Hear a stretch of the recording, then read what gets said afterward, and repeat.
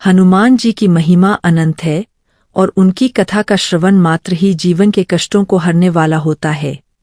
समाज की वर्तमान परिस्थितियों को देखते हुए, जहाँ धैर्य की कमी और स्वार्थ का बोलबाला है, हनुमान जी का चरित्र हमें निस्वार्थ सेवा और अपार शक्ति के साथ विनम्र रहने का मार्ग दिखाता है। मंगलवार का दिन मंगलकारी पवनपुत्र हनुमान को समर्पित है। हनुमान जी केवल एक देवता नहीं, बल्कि अटूट भक्ति, अपार शक्ति और परम बुद्धिमत्ता के जीवंत प्रतीक है।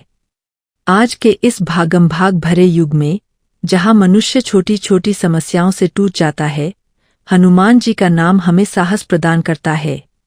वे अष्ट सिद्धि और नवनिधि के दाता है, फिर भी सदैव प्रभु श्री राम के चरणों में दास बनकर रहते हैं। कथा सुनने का महत्व यह है कि यह हमारे सोए हुए आत्मबल को जगाती है। जब हम एकाग्रचित होकर हनुमान जी के चरित्र को सुनते हैं, तो हमारे भीतर के नकारात्मक विचार नष्ट होने लगते हैं और समाज में व्याप्त बुराइयों से लड़ने का आत्मबल मिलता है। आज का समाज एक अजीब मोड़ पर खड़ा है।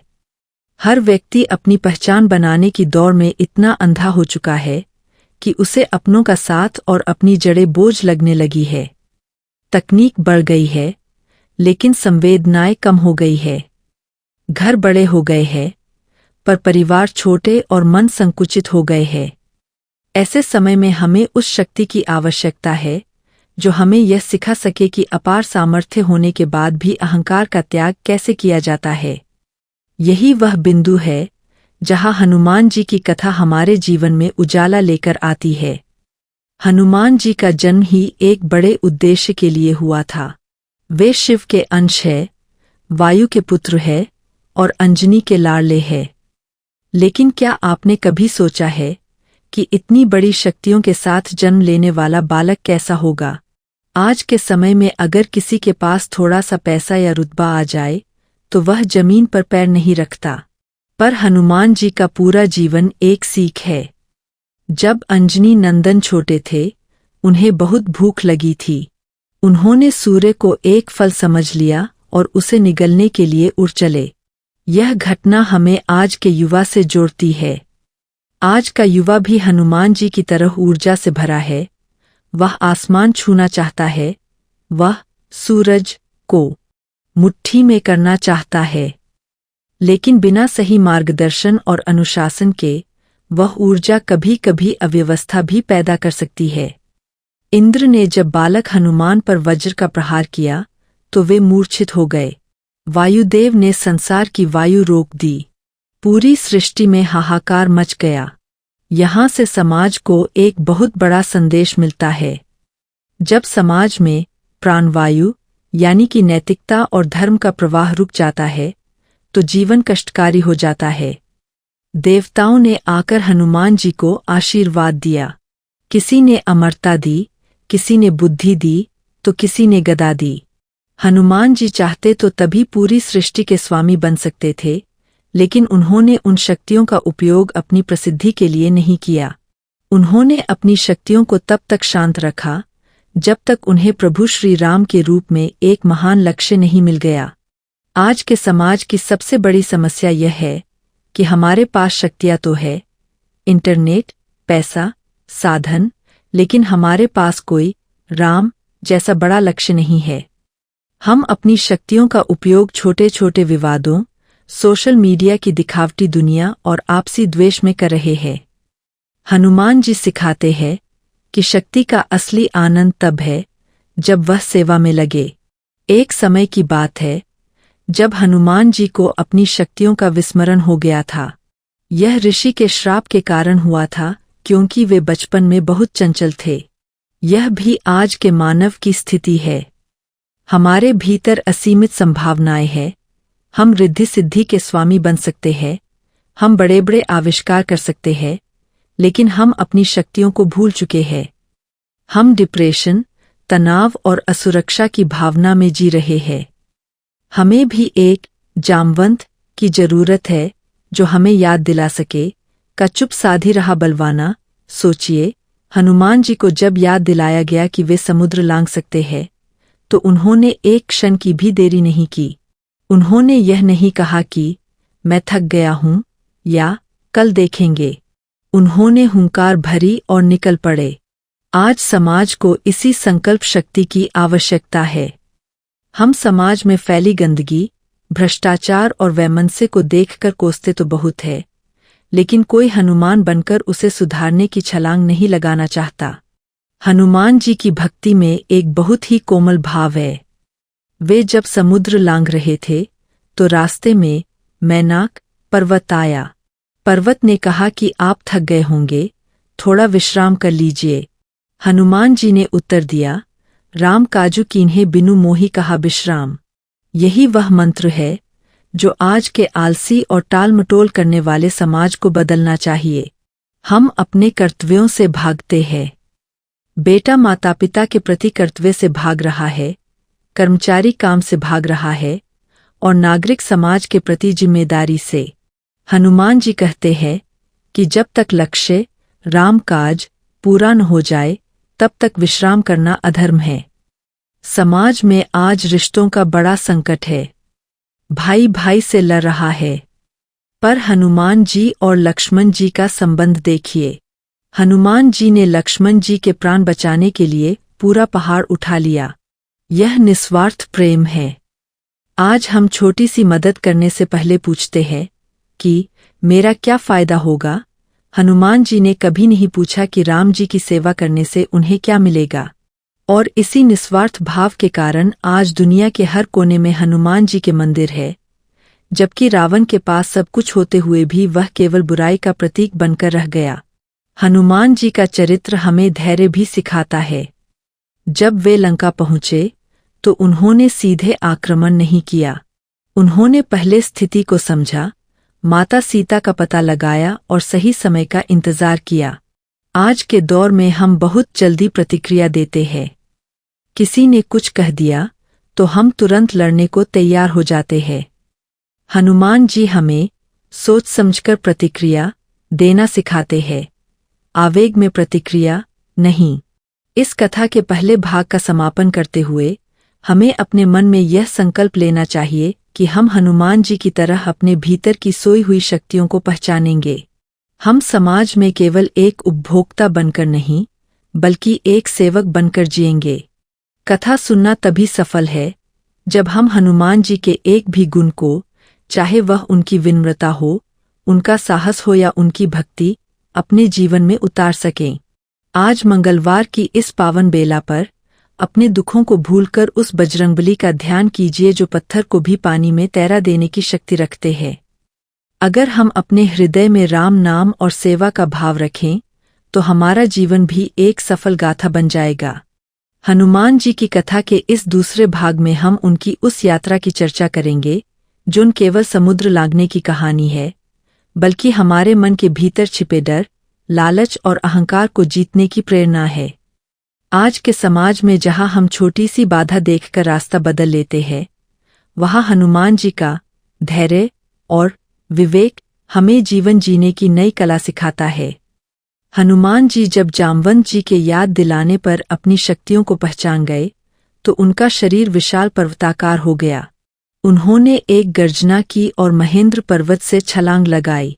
जब वे आकाश मार्ग से जा रहे थे तब उनके सामने पहली बाधा आई, मैनाक पर्वत। मैनाक पर्वत समुद्र के भीतर से निकलकर ऊपर आया और हनुमान जी से विनती की, हे पवन पुत्र, आप थक गए होंगे, मुझ पर विश्राम कर लीजिए। यहाँ एक बहुत गहरा सामाजिक संदेश है। आज के युग में जब कोई व्यक्ति किसी नेक काम के लिए निकलता है तो रास्ते में मैनाक जैसे सुख सुविधाओं के प्रलोभन आते हैं। कोई हमें रिश्वत का लालच देता है, कोई हमें ऐशो-आराम की जिंदगी दिखाकर अपने लक्ष्य से भटकाने की कोशिश करता है। हम अक्सर उन सुखों में फंसकर अपने असली उद्देश्य को भूल जाते हैं। लेकिन हनुमान जी ने क्या किया? उन्होंने मैनाक को केवल हाथ से छुआ और प्रणाम किया। उन्होंने कहा, राम काजू कीन्हे बिनु मोही कहा विश्राम। उन्होंने प्रेम का सम्मान तो किया, लेकिन कर्तव्य को सर्वोपरि रखा। आज के युवाओं को यह सीखना होगा कि जब तक आप अपने जीवन का बड़ा लक्ष्य प्राप्त न कर ले, तब तक सुख सुविधाओं के छोटे टापुओं पर रुकना नहीं चाहिए। आराम हराम है, यदि वह आपको आपके काम से दूर ले जाए। जैसे ही वे आगे बढ़े, दूसरी बाधा आई, सुरसा। देवताओं ने हनुमान जी के बल और बुद्धि की परीक्षा लेने के लिए सर्पों की माता सुरसा को भेजा। सुरसा ने अपना मुख फैलाया और कहा कि वह हनुमान जी को खा जाएगी। यहाँ हनुमान जी ने शारीरिक बल का प्रयोग नहीं किया। सुरसा ने अपना मुख जितना बड़ा किया, हनुमान जी ने अपना शरीर उससे दुगना बड़ा कर लिया। जब सुरसा ने योजन दर योजन मुख बढ़ाया, तो अचानक हनुमान जी बहुत छोटे हो गए और उसके मुख में घुसकर तुरंत बाहर निकल आए। यह घटना आज के कॉरपोरेट जगत और पारिवारिक झगड़ों में बहुत काम आती है। हर जगह ईगो, अहंकार की लड़ाई है। सामने वाला अगर चिल्लाता है, तो हम उससे ज्यादा जोर से चिल्लाते हैं। सुरसा हमारे सामने आने वाली बौद्धिक चुनौतियां हैं। हनुमान जी ने सिखाया कि कभी कभी बड़ा बनकर नहीं, बल्कि लघु, छोटा बनकर ही समस्याओं का समाधान निकलता है। विनम्रता वह कुंजी है जो बड़े से बड़े अहंकारी का द्वार खोल देती है।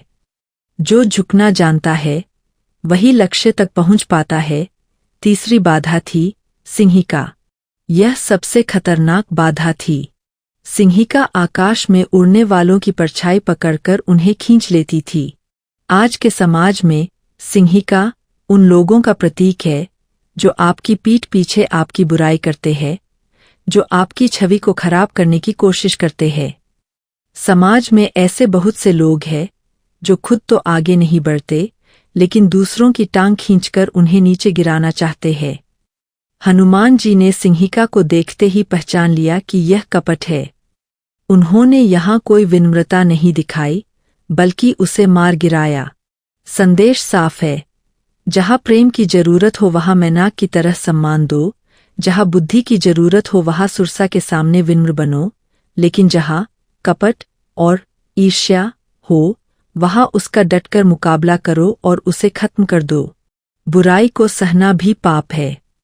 हनुमान जी जब लंका के तट पर पहुंचे, तो उन्होंने रात का इंतजार किया। लंका सोने की थी, चकाचौंध से भरी थी। आज का समाज भी सोने की लंका जैसा है।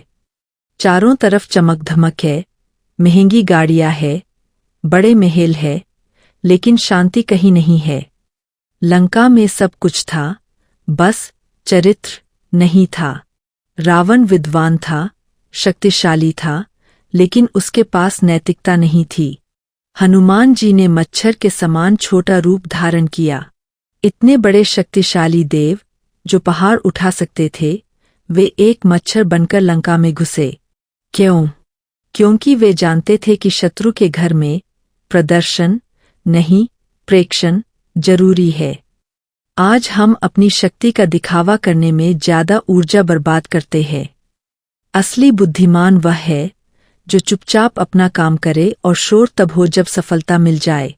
लंका के द्वार पर उन्हें लंकिनी मिली। लंकिनी ने उन्हें रोका, तो हनुमान जी ने उसे एक मुक्का मारा। उस प्रहार से लंकिनी को बोध हुआ कि अब रावण का अंत निश्चित है। यहाँ लंकिनी वह भय है जो हमें किसी भी नए काम को शुरू करने से पहले डराता है। जब हम अपने संकल्प के मुक्के से उस डर को मारते हैं, तभी हमें सफलता का रास्ता दिखता है। लंका के भीतर हनुमान जी ने जो देखा, वह आज के समाज की कड़वी सच्चाई है। लोग सो रहे थे, भोगविलास में डूबे थे, लेकिन उसी असुरों की नगरी में उन्हें एक घर मिला जहाँ तुलसी का पौधा था और दीवार पर राम नाम लिखा था। वह विभीषण का घर था। हनुमान जी को आश्चर्य हुआ कि असुरों के बीच में एक भक्त कैसे। यह दृश्य हमें यह सिखाता है कि माहौल चाहे कितना भी खराब क्यों न हो, अगर आप अपने संस्कार और अपनी भक्ति बचाए रखना चाहते हैं, तो आप रख सकते हैं। हम अक्सर बहाना बनाते हैं कि क्या करें, जमाना ही खराब है, इसलिए हमें भी बुरा बनना पड़ता है। पर विभीषण ने रावण की लंका में रहकर भी अपनी पवित्रता बनाए रखी। हनुमान जी ने विभीषण से मित्रता की। यह नेटवर्किंग का बेहतरीन उदाहरण है। बुरे वक्त में समान विचारधारा वाले लोगों को खोजना और उनसे जुड़ना। विभीषण ने ही हनुमान जी को माता सीता का पता बताया। हनुमान जी अशोक वाटिका पहुँचे।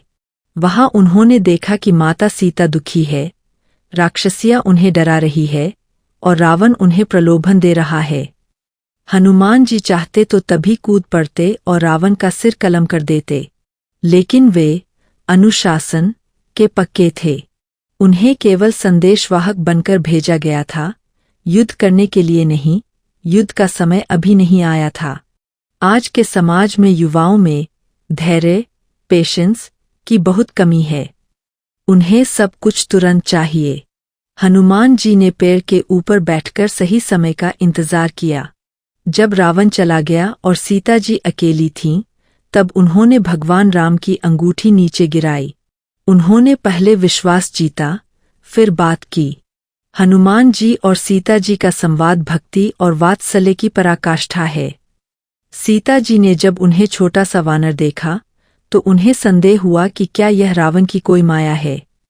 हनुमान जी ने अपनी महिमा गाकर नहीं, बल्कि राम जी के गुणों का वर्णन करके उनका विश्वास जीता। असली सेवक वह है जो अपनी बड़ाई नहीं, बल्कि अपने स्वामी, ईश्वर या गुरु की बड़ाई करे। इस भाग से हमें यह शिक्षा मिलती है कि जीवन की समुद्र रूपी चुनौतियों को पार करने के लिए बल से ज्यादा बुद्धि और बुद्धि से ज्यादा विवेक की आवश्यकता होती है। जब आप निस्वार्थ भाव से निकलते हैं, तो रास्ते के पहाड़ भी आपको रास्ता देते हैं और समुद्र भी आपकी राह नहीं रोकता। हनुमान जी की यह यात्रा हमें सिखाती है कि समाज में व्याप्त बुराइयों के बीच भी अपनी अच्छाई को कैसे जीवित रखा जाए। अगले भाग में हम देखेंगे कि कैसे हनुमान जी ने लंका में अपनी बुद्धि का लोहा मनवाया और अहंकार की लंका में आग लगाई। हनुमान जी की कथा के इस तीसरे भाग में हम उस क्षण की चर्चा करेंगे जहां एक भक्त अपनी मर्यादा और बुद्धि के बल पर शत्रु के घर में हलचल मचा देता है। आज के समाज में जहां शक्ति का अर्थ दूसरों को दबाना मान लिया गया है, वहां हनुमान जी का लंका दहन हमें सिखाता है कि जब पाप का घड़ा भर जाता है तो विनाश के लिए केवल एक चिंगारी ही काफी होती है। अशोक वाटिका में माता सीता से मिलने के बाद हनुमान जी के मन में एक विचार आया।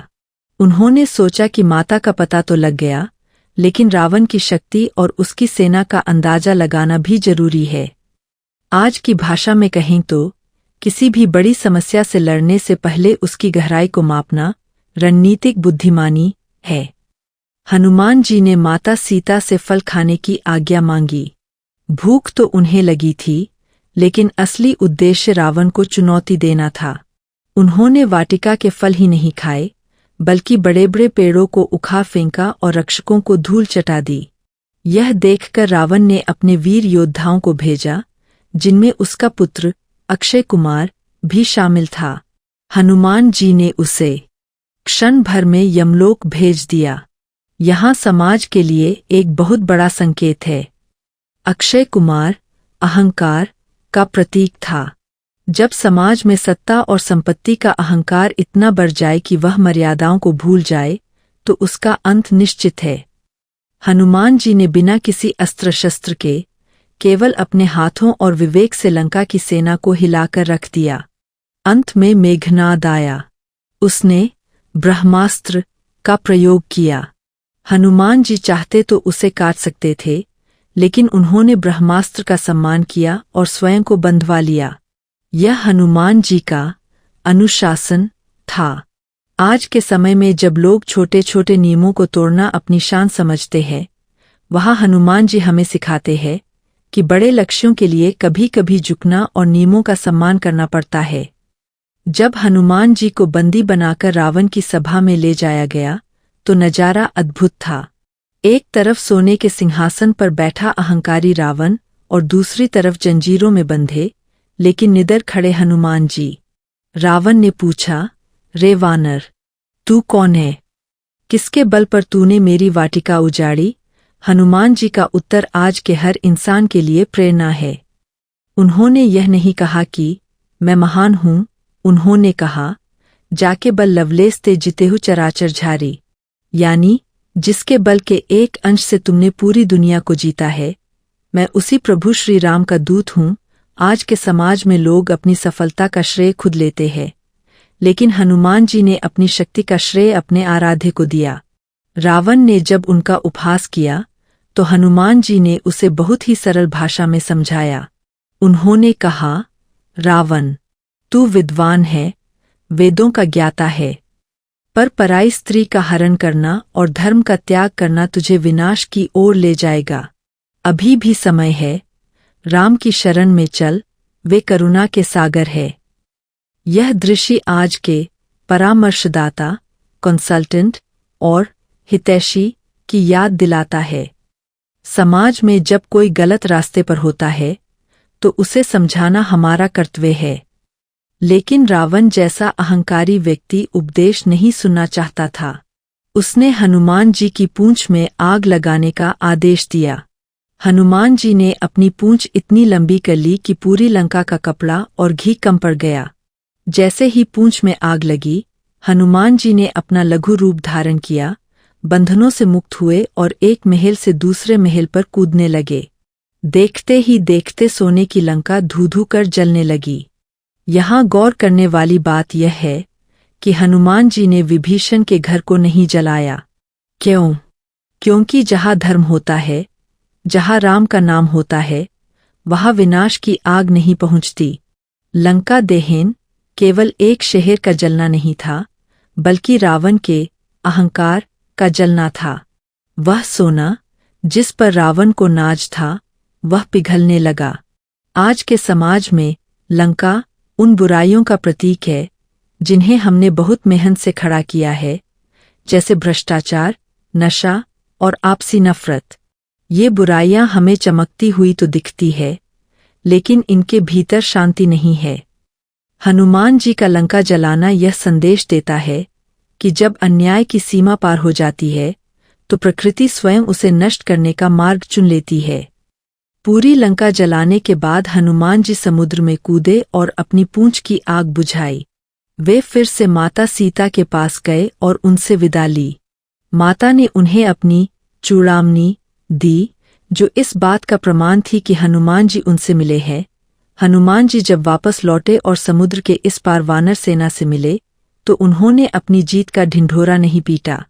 उन्होंने अंगद और जामवंत को प्रणाम किया। यह एक लीडर की सबसे बड़ी खूबी है। जीत के बाद विनम्र रहना और अपनी टीम को सम्मान देना। आज की दुनिया में लोग क्रेडिट, श्रेय लेने के लिए एक दूसरे को नीचा दिखाते हैं, लेकिन हनुमान जी ने सब कुछ प्रभु की कृपा बताया। जब वे राम जी के पास पहुँचे तो उन्होंने माता सीता की दशा का वर्णन किया। राम जी भावुक हो गए और उन्होंने हनुमान जी को गले से लगा लिया। सोचिए, त्रिलोकी के स्वामी, साक्षात विष्णु के अवतार, एक वानर को गले लगा रहे हैं। यह भक्ति और भगवान का मिलन है। आज के समाज में हम भगवान को मंदिरों में ढूंढते हैं, लेकिन हनुमान जी सिखाते हैं कि भगवान तो सेवा में बसते हैं। यदि आप समाज के पीड़ित और दुखी लोगों की सेवा करते हैं तो आपको मंदिर जाने की जरूरत नहीं, भगवान खुद आपको गले लगाएंगे। हनुमान जी ने लंका में जो किया वह समाज को यह सिखाने के लिए था कि बड़ी से बड़ी ताकत भी धर्म के सामने बौनी है। रावण के पास सेना थी, हथियार थे और सुरक्षा का कवच था। हनुमान जी अकेले थे, लेकिन उनके पास सत्य और राम नाम का बल था। इस भाग से हमें यह सीख मिलती है कि हमें अपनी बुराइयों की लंका को खुद ही जलाना होगा, इससे पहले कि वह हमें जला दे। हनुमान जी की कथा के इस 5वें भाग में हम उस संकट की चर्चा करेंगे जिसने पूरी वानर सेना और स्वयं प्रभु श्री राम को व्याकुल कर दिया था। आज के समाज में जहाँ बीमारियां, अचानक आने वाली मुसीबतें और मानसिक तनाव मनुष्य को तोड़ देते हैं, वहाँ हनुमान जी का संजीवनी लाना हमें यह सिखाता है कि संकट चाहे कितना भी बड़ा क्यों न हो, साहस और सही समय पर लिया गया निर्णय हर असंभव को संभव बना देता है। लंका का युद्ध भीषण मोड़ पर था। मेघनाद ने अपनी मायावी शक्तियों से लक्ष्मण जी पर शक्ति बाण का प्रहार किया, जिससे वे मूर्छित हो गए। यह केवल एक योद्धा का गिरना नहीं था, बल्कि न्याय की लड़ाई में एक बहुत बड़ा आघात था। प्रभु श्री राम, जो साक्षात ईश्वर है, एक साधारण मनुष्य की तरह विलाप करने लगे। पूरी सेना में निराशा छा गई। आज के समाज में भी जब किसी परिवार का मुख्य स्तंभ या कोई युवा सदस्य किसी बड़ी मुसीबत या बीमारी की चपेट में आता है, तो पूरा परिवार बिखरने लगता है। निराशा हमें घेर लेती है और हमें लगता है कि अब सब खत्म हो गया। ऐसे समय में हमें हनुमान जैसी सकारात्मक ऊर्जा की जरूरत होती है। विभीषण की सलाह पर लंका के प्रसिद्ध वैद्य सुषेण को बुलाया गया। सुषेण ने बताया कि लक्ष्मण जी के प्राण केवल हिमालय के द्रोणागिरी पर्वत पर मिलने वाली संजीवनी बूटी से ही बच सकते हैं, और वह भी सूर्योदय से पहले लानी होगी। अब समस्या यह थी कि लंका से हिमालय की दूरी हजारों मील थी और समय केवल कुछ घंटों का। हनुमान जी ने एक क्षण भी व्यर्थ नहीं किया। आज के दौर में जहां हम इमरजेंसी के समय भी कागजी कार्रवाई या सोच विचार में समय गवा देते हैं, हनुमान जी ने हमें त्वरित निर्णय लेना सिखाया। वे पवन की गति से उड़ चले। मार्ग में रावण ने फिर बाधा डाली। उसने कालनेमी नामक राक्षस को भेजा, जिसने साधु का वेश धरकर हनुमान जी को रोकने का प्रयास किया। यह आज के पाखंडी बाबाओं और धोखेबाज मित्रों का प्रतीक है। समाज में आज ऐसे बहुत से लोग हैं जो धर्म का चोला ओढ़कर आपको आपके लक्ष्य से भटकाना चाहते हैं। हनुमान जी ने अपनी बुद्धिमानी से उसका वध किया और आगे बढ़े। जब वे पर्वत पर पहुंचे तो एक और समस्या खड़ी हो गई। संजीवनी बूटी को पहचानना मुश्किल था, क्योंकि वह जड़ी बूटियों के बीच चमक रही थी। हनुमान जी के पास समय कम था। हनुमान जी की कथा के इस 5वें भाग में हम उस संकट की चर्चा करेंगे जिसने पूरी वानर सेना और स्वयं प्रभु श्री राम को व्याकुल कर दिया था। आज के समाज में जहां बीमारियां, अचानक आने वाली मुसीबतें और मानसिक तनाव मनुष्य को तोड़ देते हैं, वहां हनुमान जी का संजीवनी लाना हमें यह सिखाता है कि संकट चाहे कितना भी बड़ा क्यों न हो, साहस और सही समय पर लिया गया निर्णय हर असंभव को संभव बना देता है।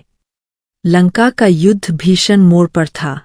मेघनाद ने अपनी मायावी शक्तियों से लक्ष्मण जी पर शक्ति बाण का प्रहार किया, जिससे वे मूर्छित हो गए। यह केवल एक योद्धा का गिरना नहीं था, बल्कि न्याय की लड़ाई में एक बहुत बड़ा आघात था। प्रभु श्री राम, जो साक्षात ईश्वर है, एक साधारण मनुष्य की तरह विलाप करने लगे। पूरी सेना में निराशा छा गई। आज के समाज में भी जब किसी परिवार का मुख्य स्तंभ या कोई युवा सदस्य किसी बड़ी मुसीबत या बीमारी की चपेट में आता है, तो पूरा परिवार बिखरने लगता है। निराशा हमें घेर लेती है और हमें लगता है कि अब सब खत्म हो गया। ऐसे समय में हमें हनुमान जैसी सकारात्मक ऊर्जा की जरूरत होती है। विभीषण की सलाह पर लंका के प्रसिद्ध वैद्य सुषेण को बुलाया गया। सुषेण ने बताया कि लक्ष्मण जी के प्राण केवल हिमालय के द्रोणागिरी पर्वत पर मिलने वाली संजीवनी बूटी से ही बच सकते हैं, और वह भी सूर्योदय से पहले लानी होगी। अब समस्या यह थी कि लंका से हिमालय की दूरी हजारों मील थी और समय केवल कुछ घंटों का। हनुमान जी ने एक क्षण भी व्यर्थ नहीं किया। आज के दौर में जहां हम इमरजेंसी के समय भी कागजी कार्रवाई या सोच विचार में समय गवा देते हैं, हनुमान जी ने हमें त्वरित निर्णय लेना सिखाया। वे पवन की गति से उड़ चले। मार्ग में रावण ने फिर बाधा डाली। उसने कालनेमी नामक राक्षस को भेजा, जिसने साधु का वेश धरकर हनुमान जी को रोकने का प्रयास किया। यह आज के पाखंडी बाबाओं और धोखेबाज मित्रों का प्रतीक है। समाज में आज ऐसे बहुत से लोग हैं जो धर्म का चोला ओढ़कर आपको आपके लक्ष्य से भटकाना चाहते हैं। हनुमान जी ने अपनी बुद्धिमानी से उसका वध किया और आगे बढ़े। जब वे पर्वत पर पहुंचे तो एक और समस्या खड़ी हो गई। संजीवनी बूटी को पहचानना मुश्किल था, क्योंकि वह जड़ी बूटियों के बीच चमक रही थी। हनुमान जी के पास समय कम था। उन्होंने सोचा, अगर मैं गलत बूटी ले गया तो अनर्थ हो जाएगा, और अगर पहचानने बैठा तो देर हो जाएगी। यहाँ हनुमान जी की out of the box thinking काम आई। उन्होंने पूरी जड़ ही खत्म कर दी, वे पूरा पहाड़ ही उठाकर उड़ चले। आज के समाज में हम अक्सर छोटी छोटी समस्याओं के समाधान ढूंढने में इतना उलझ जाते हैं कि मुख्य लक्ष्य पीछे छूट जाता है। कभी कभी समस्या को जड़ से खत्म करने के लिए बड़ा कदम उठाना पड़ता है। हनुमान जी ने सिखाया कि यदि संसाधन समझ न आए तो पूरे सामर्थ्य के साथ समाधान को ही अपने वश में कर लो। जब वे पहाड़ लेकर लौट रहे थे तो अयोध्या के ऊपर से गुजरते समय भरत जी ने उन्हें कोई राक्षस समझकर बाण मार दिया। हनुमान जी राम राम कहते हुए नीचे गिरे। जब भरत जी को पता चला तो वे बहुत दुखी हुए। हनुमान जी ने संक्षेप में सारी बात बताई। भरत जी ने उन्हें अपने बाण पर बैठकर लंका जाने का प्रस्ताव दिया, लेकिन हनुमान जी ने विनम्रता से मना कर दिया और फिर से उड़ चले।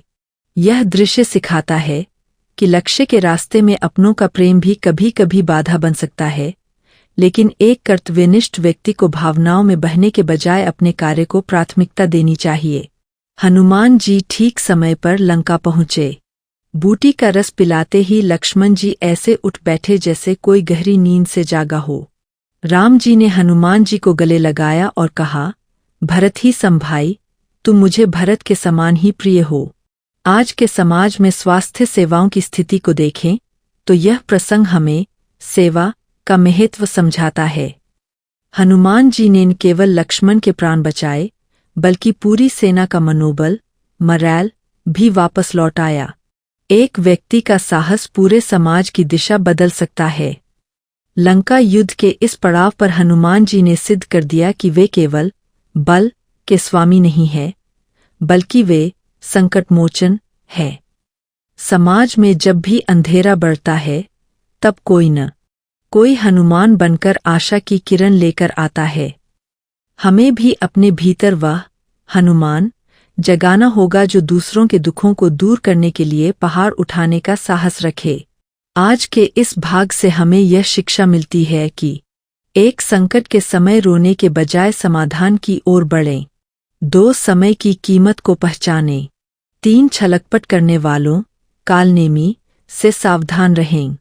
4 जब बात दूसरों के प्राणों की हो तो अपनी पूरी शक्ति झोंक दें। हनुमान जी का पर्वत उठाना यह भी दिखाता है कि हमारी क्षमताएं हमारी सोच से कहीं बढ़कर है। यदि उद्देश्य महान हो तो ईश्वर हमें पहाड़ उठाने की भी शक्ति दे देता है। हनुमान जी की कथा के इस छठे भाग में हम उस घटना की चर्चा करेंगे जो यह सिद्ध करती है कि भक्ति की शक्ति केवल इस लोक तक सीमित नहीं है, बल्कि वह पाताल लोक तक की अंधेरी गहराइयों को भी रोशन कर सकती है। आज के समाज में जहां हम अपने करीबी लोगों को ही संकट में छोड़कर भाग जाते हैं, वहां हनुमान जी का अहिरावण के वध के लिए पाताल जाना हमें सच्ची वफादारी और निस्वार्थ प्रेम का सर्वोच्च उदाहरण प्रस्तुत करता है। राम रावण युद्ध अपने चरम पर था। रावण अपनी हार को निकट देखकर घबरा उठा।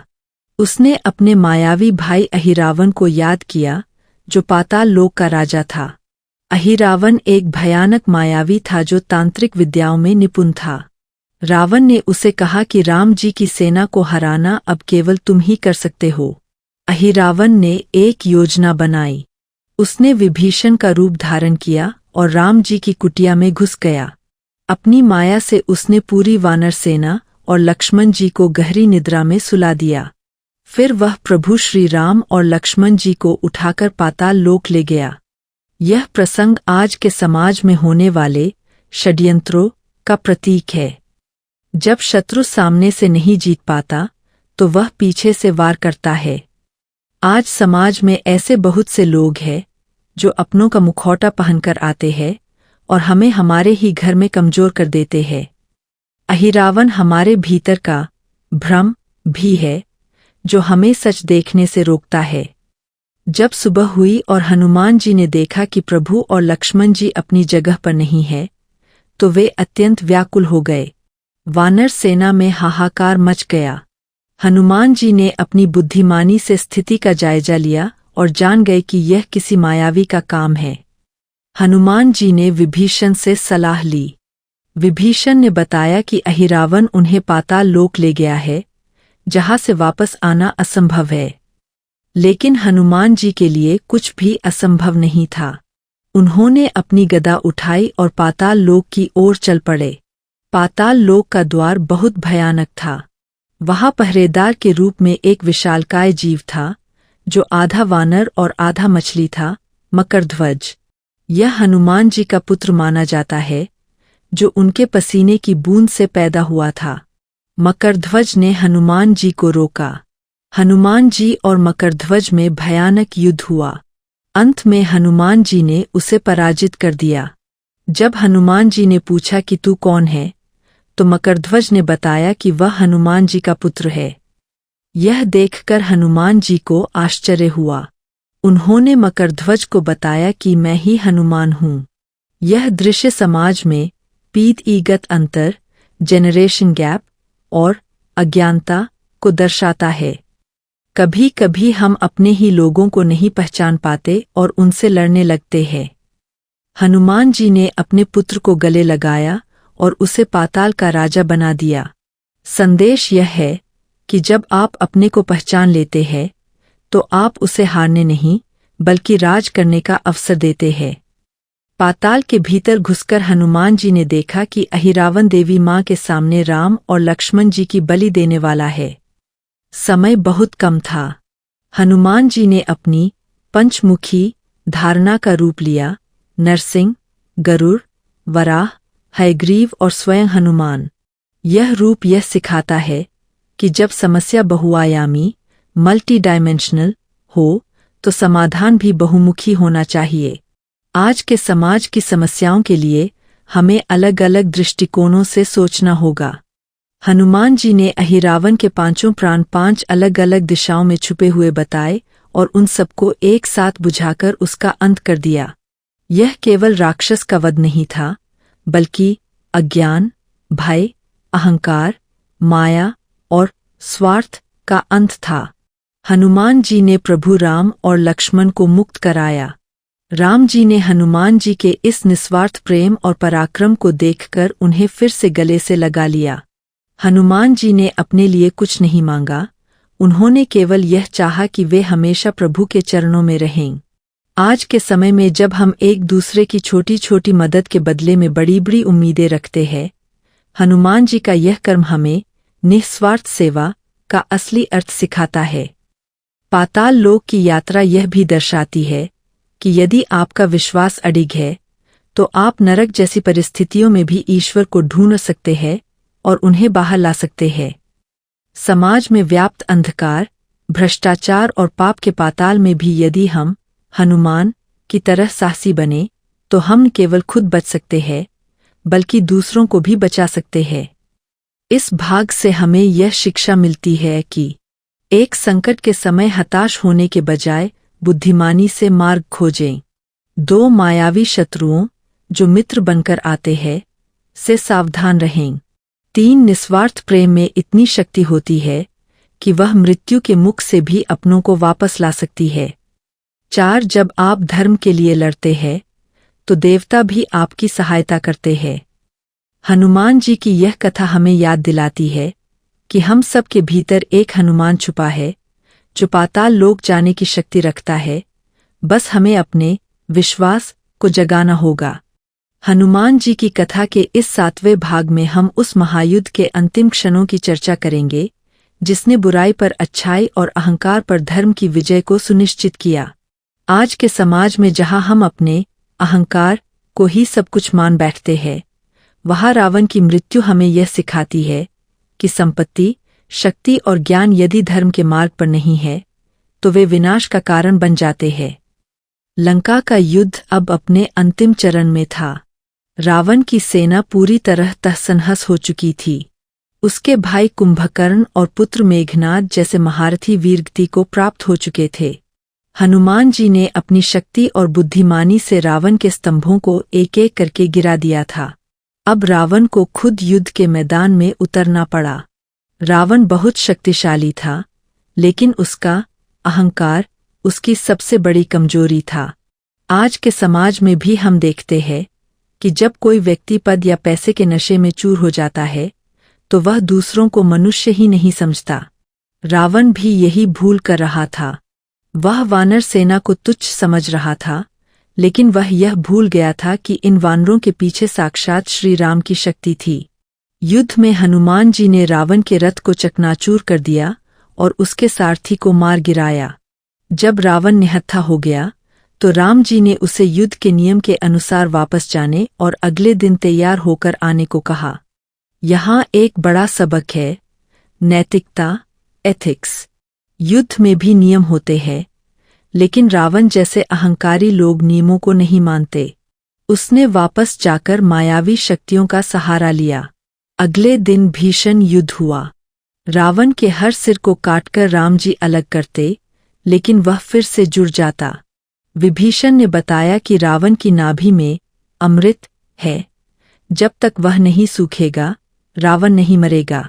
आज के समाज में हमारी समस्याओं के पीछे भी यही रहस्य होता है। हम समस्याओं के बाहरी रूप, लक्षण पर प्रहार करते हैं, लेकिन उनकी जड़, रूट कॉज को नहीं काटते। भ्रष्टाचार, गरीबी या बीमारी के बाहरी लक्षणों से लड़ना बेकार है, जब तक हम उनके मूल कारण, लालच और अज्ञानता को नहीं खत्म करते। प्रभु श्री राम ने रावण की नाभि में अपना दिव्य बाण चलाया। रावण धरती पर गिर पड़ा।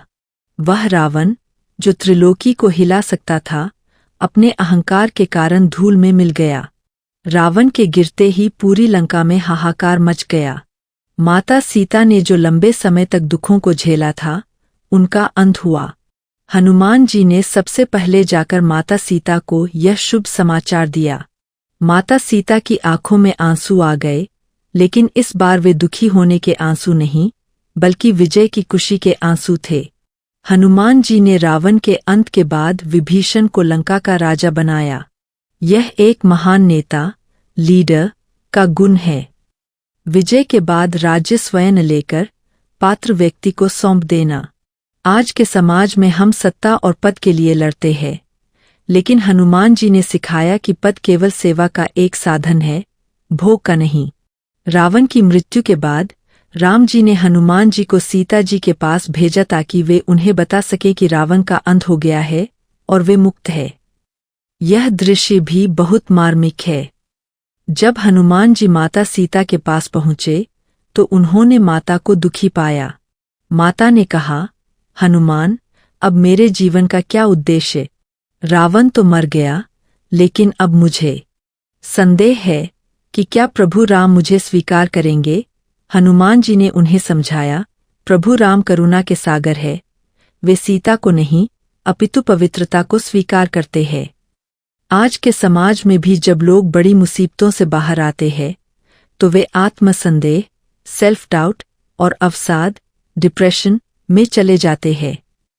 हनुमान जी एक काउंसलर की तरह माता सीता को ढाढ़स बंधाते हैं और उन्हें सकारात्मकता की ओर ले जाते हैं। लंका विजय केवल एक युद्ध की विजय नहीं थी, बल्कि यह मानस के भीतर छिपे विकारों पर विजय थी।